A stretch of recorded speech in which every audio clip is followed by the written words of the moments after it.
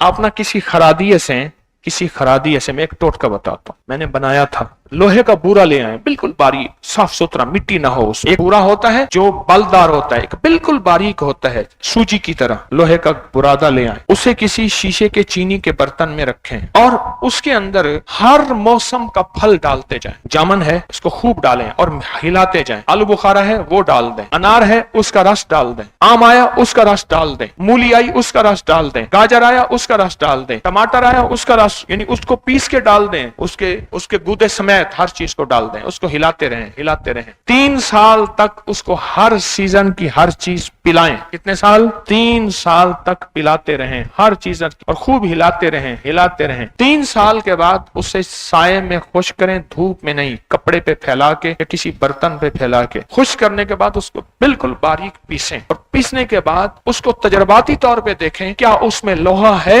उसका तरीका यह है, पानी के ऊपर उसकी चुटकी डालें, अगर वो तैरती रहे तो लोहा मर गया, क्योंकि लोहा तो लोहा है, एक पल में नीचे जाएगा। पानी में लोहा कभी तैरता है? ये तजर्बाती, आपको एक मैं सन्यासी का टोटका बता रहा हूं, जोगी का।